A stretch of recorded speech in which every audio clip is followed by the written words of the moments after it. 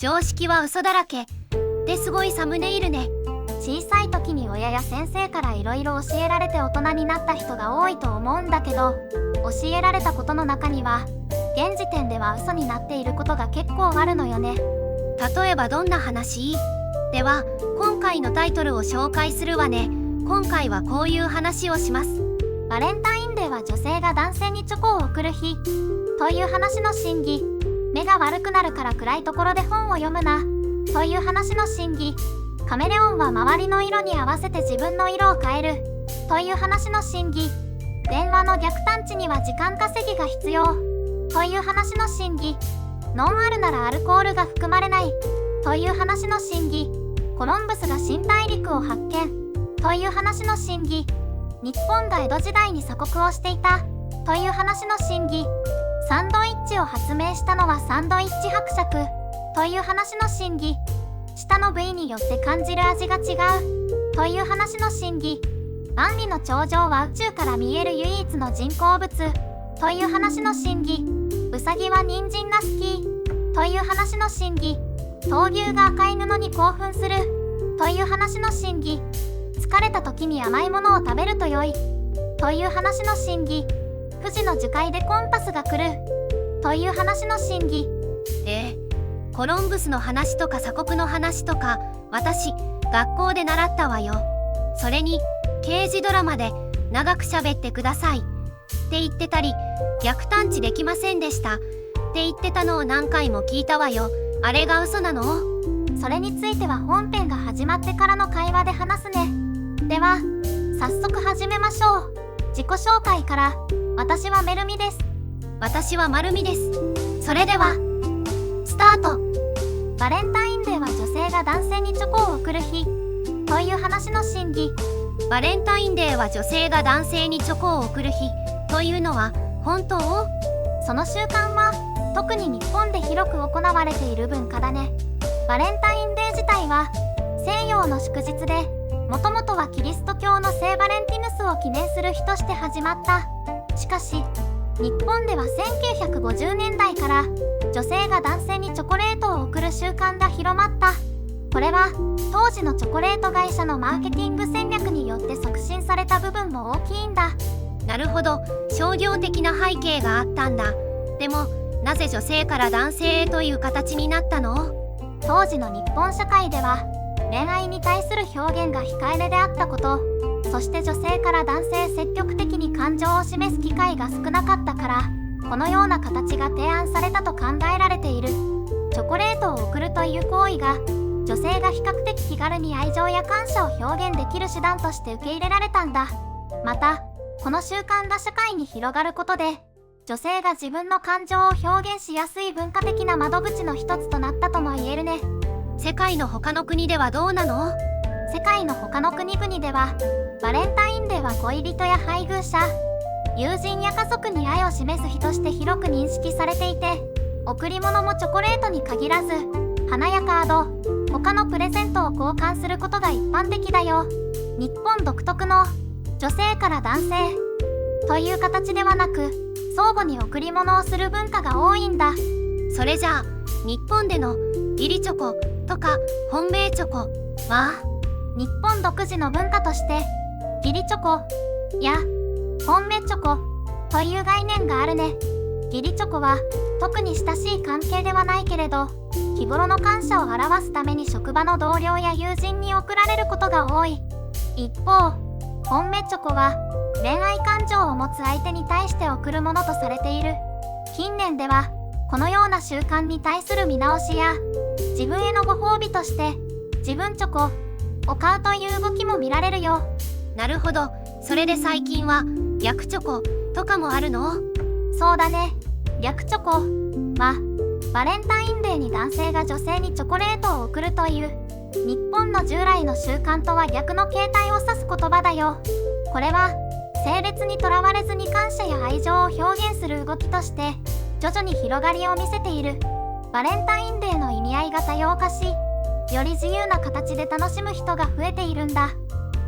目が悪くなるから暗いところで本を読むなという話の真偽。ねえメルミ、暗いところで本を読むと目が悪くなるって本当だと思う？実は最近の研究では暗いところで読書しても目が悪くなる証拠は少ないみたい。でも目が疲れるのは事実だから適切な光の下で読むのがいいわね。へえ、そうなんだ。じゃあ目が悪くなるっていうのは迷信なの？そうとも言えるわ。目を酷使すると一時的に筋と調節機能が低下するけど適切な休息で回復するの。だから悪くなるというわけではないのよ。なるほどね。でも目の健康を守るためにはやっぱり気をつけないとね。そうね。定期的な休憩や目の体操も大事だけどもう一つ重要なことがあるの。何かな？実はね、外に出る時間も視力にはとても重要なの。特に子供の頃に外で遊ぶ時間が多いと近視のリスクが低くなるって研究結果があるのよ。外にいる時間が目にいいなんて初めて聞いたよ。どうして？自然光の下で時間を過ごすことが目の健康に良い影響を与えるから。自然光は目の成長を正常に保つのを助けて近視の進行を遅らせるの。じゃあ大人になっても外で活動することは目の健康にいいってこと？まさにその通り。パソコンやスマホの画面を見る時間が多い現代人にとって外で自然光を浴びることは目の疲れを和らげる効果があるわ。それに体を動かすことでストレス解消にもなるし健康全般にも良さそうね。そうなの。だから読書だけでなく日常生活で外に出る時間を意識的に作ることも目の健康にとって大切なのよ。なるほどね。健康な目で美しい世界を見続けるためにもバランスの取れた生活を心がけよう。そうね。読書も外遊びも適切に取り入れることが大切よ。カメレオンは周りの色に合わせて自分の色を変えるという話の真偽。カメレオンが周りの色に合わせて色を変えるって話、本当なの？実はその話には誤解があるんだ。カメレオンの色変化は周りの色に合わせるためじゃないんだよ。じゃあなぜ色を変えるの？カメレオンの色変化は主に感情の表現、体温調節、そしてコミュニケーションのために起こるんだ。例えばリラックスしている時は緑色が濃くなったり脅威を感じると黒っぽくなったりするんだ。そうなんだ。じゃあ周りの色と同化するのは隠れるためではないの？実はカメレオンの色変化は迷彩というよりも彼らの生活の中でずっと複雑な役割を果たしているんだ。色の変化は主に社会的信号、感情の表現、体温調節のために用いられる。例えばオスがライバルに出会った時や求愛行動の際には非常に鮮やかな色に変化して自分の気持ちを表現するんだ。それは面白いね。じゃあどうやって色を変えるの？カメレオンの皮膚には色素細胞が何層にも重なっていてこれが色変化の鍵を握っているんだ。これらの細胞層は光の反射や吸収を制御することで皮膚の色を変える。例えばカメレオンがリラックスしている時は色素細胞が拡散して色が薄くなり逆に興奮すると色素細胞が集中して色が濃くなるんだ。体温調節に色を変えるっていうのはどういうこと？カメレオンは変温動物だから体温を環境に合わせて調節する必要があるんだ。暑い時には明るい色に変化して太陽の熱を反射し寒い時には暗い色に変化して熱を吸収する。これによって彼らは体温を効率よく調節できるんだ。それにしてもカメレオンの色変化は本当に魅力的だね。社会的信号や感情表現に使われるなんて彼らの生態をもっと深く理解する必要があるみたいだね。まさにその通り。カメレオンの色変化をただの迷彩だと思ってしまうと彼らの行動や生態系での役割を見過ごしてしまうことになる。実際には彼らのこの能力は生存戦略の中核を成していて非常に洗練されたコミュニケーション手段なんだよ。電話の逆探知には時間稼ぎが必要という話の真偽。電話の逆探知には時間稼ぎが必要というのをよく聞くけどそれは本当？その話は映画やドラマで見るシーンに基づいているけれど現実の技術とは少し違うんだ。現代の通信技術では電話の逆探知、つまり発信元の特定に時間稼ぎは基本的に必要ないよ。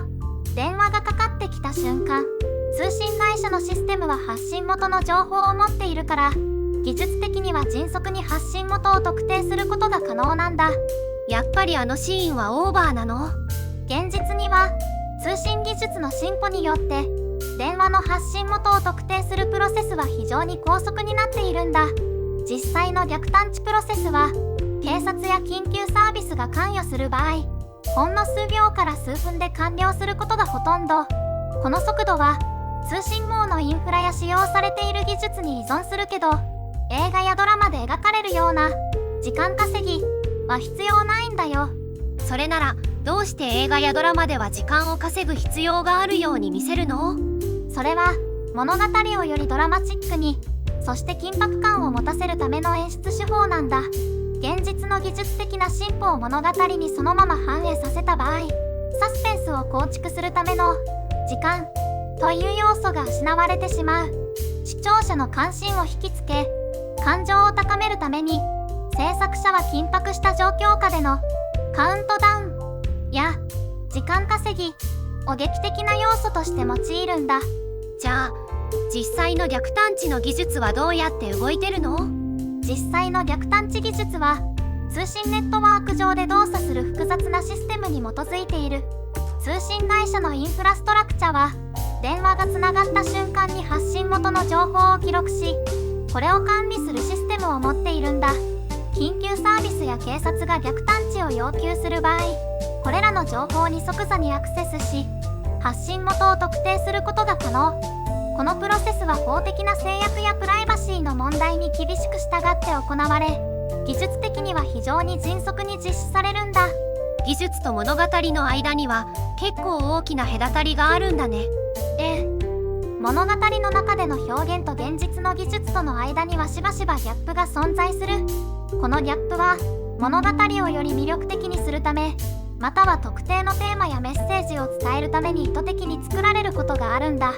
だから映画やドラマを楽しむ際には、そうした創造的な自由や芸術的なライセンスが用いられていることを理解しておくと良いよ。ノンアルならアルコールが含まれないという話の真偽。ノンアルコールビールにはアルコールが含まれないというのは本当？その話には少し補足が必要だよ。多くの場合、ノンアルコールビールと表示されている製品でも微量のアルコールが含まれていることがあるんだ。これは製造プロセス中に完全にアルコールを除去することが技術的に難しいためだ。そのため多くの国ではアルコール分が 1% 未満、あるいはそれ以下の場合にノンアルコールと表示することが許可されている。ただしこの基準は国や地域によって異なるから注意が必要だね。微量でもアルコールが含まれている理由は何？ノンアルコールビールは通常のビールと同じように醸造された後にアルコールを除去するか、またはアルコールがほとんど生成されないような低温での発酵プロセスを使用して作られるんだ。しかしこれらのプロセスではアルコールを 100% 除去することが難しく、結果として微量のアルコールが残ってしまうことがあるんだよ。完全にアルコールを除去するためには追加の処理が必要となり、これが味に影響を与える場合があるから、製造者は製品の味を保つために微量のアルコールを許容している場合が多いんだ。ノンアルコールビールを飲むメリットは何？ノンアルコールビールを飲むメリットはいくつかあるよ。まずアルコールを避けたいけれどビールの味を楽しみたい人にとって良い選択肢となる。また運転する必要がある場合や健康上の理由でアルコール消費を控えている人にも適しているね。さらにノンアルコールビールは通常のビールよりもカロリーが低い傾向があり、体重管理をしている人にも良い選択肢となる場合がある。しかし微量ながらアルコールが含まれている可能性があることを理解し、自分のニーズに合わせて選択することが大切だよ。コロンブスが新大陸を発見という話の真偽。コロンブスが新大陸を発見したとよく言われるけど、本当のところはどうなの？コロンブスが1492年に現在のバハマ諸島に到達したことは事実だけど、新大陸を発見したという表現はいくつかの点で誤解を招きやすいんだ。まずコロンブスの到達以前からアメリカ大陸には数百万人の先住民が住んでいた。彼らにとってその地は新しく発見されたものではなく、長い歴史を持つ故郷だった。そうなんだ。でもコロンブスの到達がヨーロッパと新大陸の間の交流を始めたとも言えるのでは？正解。コロンブスの航海はヨーロッパとアメリカ大陸の間での広範な交流の始まりを象徴している。彼の到達によってヨーロッパ、アフリカ、アメリカ大陸の間で人々、動植物、文化、そして残念ながら病気も含めた広範囲にわたる交換が始まった。これをコロンブス交換と呼ぶこともあるよ。でもコロンブス以前にもヨーロッパ人が新大陸に到達していたって話もあるよね。その通り。実際にはコロンブスの約500年前、バイキングが北アメリカに到達していたことが証明されている。リンランドと呼ばれる地域にはノルウェー出身の探検家レイフ・エリクソンが1000年頃に到達しており、ニューファンドランド島のランス・オー・メドーズにはバイキングの定住跡が発見されているんだ。それを踏まえるとコロンブスが新大陸を発見したというのはどういう意味で使われるべき？コロンブスが新大陸を発見したという表現は、彼の航海がヨーロッパ中心の視点での新大陸の発見を意味すると理解するのが適切だろう。しかしこの表現を使う際には先住民の存在と他のヨーロッパ人による以前の到達を認識することが重要だよ。コロンブスの航海がヨーロッパ、アメリカ大陸、そして世界史において転換点となったことは間違いないけれど、その全体像を正確に理解することが大切なんだ。コロンブスの航海後のヨーロッパとアメリカ大陸との間の交流は、多くの先住民族にとって悲劇をもたらした病気、強制移住、文化の破壊など、コロンブスの到達が引き起こした影響は多くの場合、先住民族にとって非常に破壊的だった。じゃあ歴史をどう捉え直すべきなの？歴史の捉え直しにはより包括的な視点が必要だね。コロンブスの航海を評価する際にはヨーロッパ中心の視点だけでなく、先住民の視点も含めた多角的なアプローチが求められる。これは先住民の歴史と文化を尊重し、彼らの経験も歴史の一部として認識することを意味するんだ。またコロンブスの航海を新大陸の発見と表現する代わりに、ヨーロッパから見た新大陸との接触の始まりといった表現を使うことで事実をより正確に反映できる。こうした言い換えは歴史をより公正に、そして全ての人々の視点を考慮したものとするための一歩となるんだ。日本が江戸時代に鎖国をしていたという話の真偽。日本が江戸時代に鎖国をしていたというのは本当なの？鎖国という言葉は一般的に使われるけれど、実際のところは少し複雑だよ。江戸時代の日本は1639年から1854年までの約200年間、海外との直接的な交流を大幅に制限する政策をとっていた。これを鎖国と呼ぶことが多いけれど、実際には完全な閉鎖政策ではなく、一部の国との限定的な交易は許されていたんだ。どういうこと？完全に閉じていたわけではないの？その通り。例えば長崎の出島ではオランダ東インド会社との貿易が認められていたし、中国や朝鮮、琉球との間でも交流は続けられていたよ。これらの例外を設けることで、日本は外国の情報や文化、科学技術に一定程度アクセスすることができた。つまり鎖国という言葉が示すような完全な国際的孤立状態ではなかったんだ。じゃあ鎖国という言葉を使ってるけど、実際には当時の日本に鎖国という意識はあったのかな？実際には江戸時代の日本で鎖国という概念自体は存在していなかったんだよ。鎖国という言葉は後世になってから使われるようになったもので、当時の日本では自らを閉じるというよりは外交と貿易を制限して管理するという意識が強かった。彼らの目的は外国勢力による影響や混乱を避け、国内の秩序と安定を守ることにあったんだ。なるほど。じゃあ鎖国って言葉は少し誤解を招きやすいのかもね。まさにその通り。幕府は特定の港を通じて限られた外国との貿易や交流を許可していたから、全面的な国際的孤立を目指したわけではないんだ。出島でのオランダとの貿易や朝鮮通信使の交流など厳選された窓口を通じて外の世界と接触していた。このように日本は外国との接触を完全に断っていたわけではなく、むしろ外交関係を慎重に管理することで内政の安定を図ろうとしていたんだよ。でも開国に至る経緯は外国勢力、特に西洋諸国の圧力が大きな要因だったね。ペリーの黒船来航は日本に対して外交体制の再考を迫る出来事だった。幕府は国際情勢の変化と西洋の技術的進歩を認識し、徐々に開国して外国との条約を結ぶことで国際社会への参加を模索するようになったんだ。このプロセスは日本の近代化への道を切り開くことにもつながっていくわけだね。サンドイッチを発明したのはサンドイッチ伯爵という話の真偽。サンドイッチを発明したのはサンドイッチ伯爵だという話について詳しく知りたいんだけど、どういう背景があるの？その話の背景には18世紀イギリスの社会文化と第4代サンドイッチ伯爵ジョン・モンタギューのライフスタイルが深く関わっているよ。伯爵は政治家であり、また激しい賭博好きでもあった。彼がギャンブルをする際、食事の時間を取らずに済ませられるよう手軽に食べられる肉入りのパンを依頼したとされているんだ。それがサンドイッチという食べ物の始まりなの？正確に言うとそれがサンドイッチという名前の始まりだね。パンと肉を組み合わせる食べ方自体は新しくなかったけれど、伯爵のこの食べ方が広く知られるようになり、彼の名前がその食べ物に結びついた。しかし重要なのはこの逸話がサンドイッチの普及にどう影響したかという点だよ。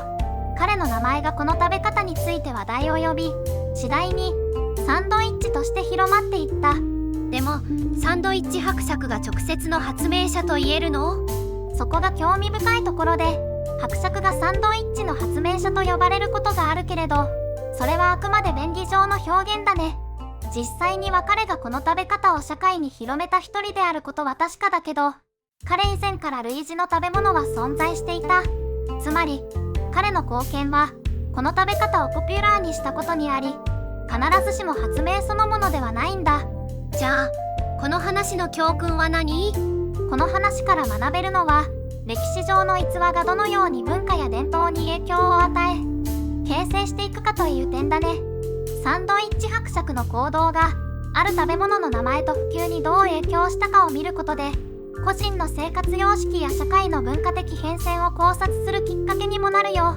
そして伝説や逸話が時には実際の歴史よりも大きな影響を持つことがあるという事実も非常に興味深い点だね。舌の部位によって感じる味が違うという話の真偽。舌の部位によって感じる味が違うという話は本当なの？その考えはかつて広く信じられていたけれど、現代の研究によってその見解は修正されているんだ。もともとは舌の特定の部分が特定の味に特化しているとされていたけど、実際には舌のほとんどの部分で5つの基本的な味、甘い、酸っぱい、塩辛い、苦い、うまみを感じ取ることができるんだよ。じゃあどうしてそんな誤解が広まったの？これは1901年にハーバード大学の心理学者が発表した地図が原因で広まったんだ。彼の研究では舌の特定の領域が特定の味に敏感だと結論付けられた。しかしこの研究は後の研究で正確ではないことが示された。舌の全域で様々な味を感じることができ、特定の味を感じる細胞は舌のあちこちに分布しているんだ。舌のどの部分でも味を感じることができるの？そうなんだ。ただし舌の異なる部分がわずかに異なる感度を持っていることはあるようだ。例えば舌の端の方が若干敏感であるとか、特定の味に対して微妙な差がある可能性はある。でもこれは味覚の体験に大きな違いをもたらすものではないんだ。うまみという味はどうなの？うまみは比較的最近認識された味覚で、グルタミン酸塩に反応するうまみを感じる味蕾も舌の全域に存在していて、特に日本料理などで使われるだしやトマト、チーズなどに含まれる味だよ。この発見は味覚研究における大きな進歩の一つとされているんだ。なるほどね。舌の各部位が特定の味に特化しているわけではないんだね。まさにその通り。味覚は舌全体の複雑な相互作用によって成り立っているんだ。舌の部位による味の感じ方についての古い考え方は、味覚に関する私たちの理解がどのように進化してきたかを示しているよ。万里の長城は宇宙から見える唯一の人工物という話の真偽。万里の長城は宇宙から見える唯一の人工物という話、本当なの？その話は実は都市伝説の一種で、真実ではないんだ。実際には宇宙から見える人工物は他にもあるし、万里の長城が特別に宇宙から見えるわけではないよ。へえ、じゃあ宇宙から見える人工物って他にどんなものがあるの？宇宙からは都市の明かりや大きな橋、ダムなど大規模な人工構造物が見えることがあるよ。特に夜間には都市の光が非常にはっきりと識別できるんだ。それにしても、なぜ万里の長城は宇宙から見えると言われているの？その話は非常に古くからあり、宇宙飛行士が宇宙から地球を見た経験をもとにしたものではなく、単なる推測や想像が元になっているんだ。しかし実際には万里の長城は非常に狭くて、地形に溶け込んでいる部分が多いから、宇宙からは特に目立たないんだよ。じゃあ宇宙から地球を見た時に何が一番目立つの？宇宙から見ると地球上で一番目立つのは人口密集地域から放たれる光や大きな水域の周辺、そして大気の変化などが挙げられるね。自然の要素と人工的な光が合わさって宇宙から見た地球の姿を形作っているんだ。なるほどね。万里の長城が宇宙から見えるというのは誤解だったんだ。宇宙から見えるのはもっと大きなスケールの変化や光なんだね。そういうこと。宇宙から地球を観察することで人類の活動の影響や地球の美しさを再認識することができるんだ。万里の長城の話は面白い都市伝説だけど、実際の宇宙からの視点はそれ以上に興味深いものがあるよ。ウサギは人参が好きという話の真偽。ウサギは人参が好きというのはよく見るけど、実際のところはどうなんだろう？その話には実はもう少し複雑な背景があるんだ。ウサギは人参を食べることができるけれど、彼らが本当に好むのは人参の葉の部分。人参の葉は栄養価が高く、特にウサギに必要なビタミンやミネラルを豊富に含んでいるから、ウサギにとって理想的な食べ物なんだ。人参の根っこよりも葉っぱの方が好きなんだ。でもなんでメディアでは根っこを食べるイメージが強いの？そのイメージは特に古い映画やアニメーションによって定着したものだね。これらのメディアでは視覚的に分かりやすい人参の根をウサギが食べる姿が描かれた。しかしこの描写はウサギの食生活の実際とは異なり、人参の根は糖分が高く、ウサギにとっては適度にしか与えるべきではない食べ物なんだ。過剰な糖分はウサギの健康に悪影響を及ぼす可能性があるから注意が必要なんだよ。ウサギの健康を考えると人参の葉が良いんだね。他にウサギに良い食べ物はあるの？そうだね。ウサギの健康には高繊維質の食べ物が非常に重要だよ。主食としては質の良い干し草が最適で、消化を助けるとともに歯の健康を維持するのに役立つ。その上で人参の葉やその他の葉物野菜をバランスよく取り入れることが推奨される。例えばロメインレタスやブロッコリーの葉、カラードグリーンなどがウサギにとって健康的な選択肢だよ。ただし新鮮な野菜を与える際には徐々に量を増やしていき、ウサギの消化系が慣れるようにすることが大切だね。なるほど。人参だけに頼るんじゃなく、バランスの良い食事が大切なんだね。まさにその通り。ウサギの食事は彼らの健康と幸福に直接関わってくるから、バランスの取れた食事を心がけることがとても重要なんだ。人参の葉やその他の野菜を適切に取り入れつつ、常に干し草を基本にすること。これがウサギにとっての健康的な食生活と言えるよ。闘牛が赤い布に興奮するという話の真偽。最近闘牛が赤い布に興奮するって話を聞いたんだけど、それは本当なの？実はその話には大きな誤解があるんだ。闘牛が赤い布に興奮するのは色が赤いからじゃなくて、布を振る動きに反応しているんだよ。じゃあ色は関係ないの？そうだね。実はその誤解はかなり古くからあるんだ。牛が赤に興奮するというのは人間の仮説が生み出した神話のようなもので、科学的根拠はないんだよ。牛が色をどう認識するかについてはどんな研究があるの？牛は色盲に近いとされていて、彼らは特定の色よりもむしろ明るさやパターンに敏感だという研究結果があるんだ。つまり赤い布が特別に牛を刺激するわけではなく、動く物体に対して興奮するというのが正確なところなんだ。なるほど。それでは赤い布を使い続ける理由は？それは伝統と演出上の理由が大きいね。赤い布は歴史的にも闘牛の文化の中で象徴的な意味を持ってきた。また観客にとっては赤い色がドラマティックに見える効果もあるんだ。そして闘牛士自身が受ける可能性のある傷の視覚的な影響を減らすという側面もあるよ。闘牛士と牛の間の動きのやり取りが実際にはもっと重要なのか？まさにそう。闘牛士の布を振る技術やその動きにどう反応するかが実は闘牛の核心部分なんだ。牛の注意を引き操るこの技術が闘牛の醍醐味とも言えるね。なるほど。赤い布の色よりもその背後にある技術や伝統、演出が大切なわけだ。疲れた時に甘いものを食べると良いという話の真偽。疲れた時に甘いものをがっつり食べたくなるけど、本当にそれで体にいいのかな？実は疲れた時に甘いものを食べるという行動には即時的な心理的満足感と短期的なエネルギー回復があるんだけど、長期的な視点で見るとそれが必ずしも健康に良いわけではないんだ。即時的な満足感って具体的には？糖分を摂取すると脳はドーパミンという幸福感を感じさせる神経伝達物質を放出するんだ。これが一時的な幸せや満足の感覚をもたらす。だから甘いものを食べたくなるのはその瞬間の快感を求めているからなんだよ。でも長期的には？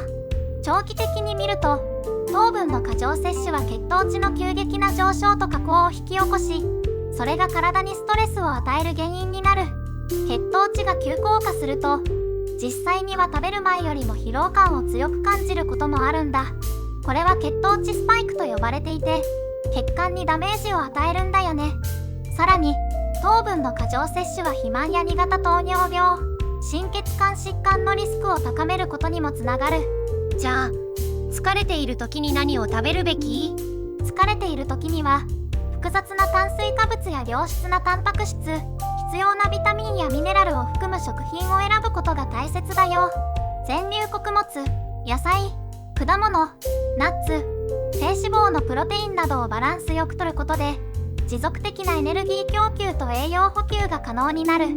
このような食事は一時的な血糖値の急上昇や急降下を防ぎ、体を健康的に保つんだ。それと温かいコーヒーなんかいいよね。なるほどね。甘いものだけに頼るんじゃなく、全体のバランスを考えた食事が大切ってことか。その通り。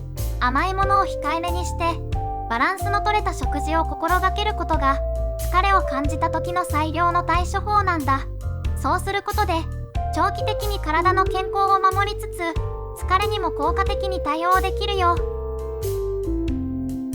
富士の樹海でコンパスが狂うという話の真偽。富士の樹海でコンパスが狂うという話を聞いたことがあるけど、本当なの？その話には実際にはいくつかの誤解が含まれているんだ。富士の樹海は地磁気の影響でコンパスの針が狂うと言われることがあるけれど、実際にはコンパスが完全に使えなくなるほどの強い地磁気の異常は報告されていないよ。コンパスの針が若干狂うことはあるかもしれないけれど、それは樹海特有の現象ではなく地球上の多くの場所で起こりうる自然な現象だね。じゃあなぜそんな噂が広まったの？富士の樹海は厚い樹木と複雑な地形で有名で迷いやすい場所として知られているから、そういった環境がコンパスが使えないという都市伝説を生む土壌になったんだろうね。さらに人々が感じる不安や恐怖を助長する話としてこのような伝説が広まりやすかったのかもしれない。実際には樹海内での方向感覚の喪失は視界が制限されることや地形が複雑であることによるものが大きいんだ。そうなんだ。でもコンパス以外にも樹海で迷わないための方法はあるの？ええ。実際には富士の樹海を探索する際にはコンパスだけに頼るのではなく、詳細な地図や GPS デバイス、十分な準備と知識が重要になってくるよ。またマーキングテープを使用して自分の経路をマークするなど、迷った時に元の場所に戻れるようにする方法も有効だね。さらに経験豊富なガイドと一緒に行動することも安全に樹海を探索するための一つの方法だよ。結局コンパスが完全に使えないわけではなく、ただの都市伝説ってことか。そういうこと。コンパスが狂うという話は樹海の神秘的なイメージを強調するために語られることが多いけれど、実際には科学的根拠に基づいたものではないんだ。富士の樹海を含めどんな場所を探索する際にも正しい準備と適切なナビゲーションツールを使うことが安全を確保する上で最も重要なんだよ。でもなぜそのような話が広まったの？人間は自然や未知の場所に対して神秘的な魅力を感じる傾向があるからだね。富士の樹海のような場所はその謎めいた雰囲気と過去から伝えられる数々の伝説によって多くの人々の想像力をかきたてられてきた。コンパスが狂うという話もそうした神秘的なイメージを強調し、人々の好奇心を引きつける一因となっているんだ。つまり樹海の神秘性を強調するための一種のストーリーテリングってわけか。まさにそう。富士の樹海のような場所にまつわる話はその地が持つ自然の美しさや神秘性を際立たせる効果がある。しかしそこを訪れる際には正しい知識と準備が必要で、自然環境への敬意を持つことが大切だよ。今回はここまでです。ご視聴ありがとうございました。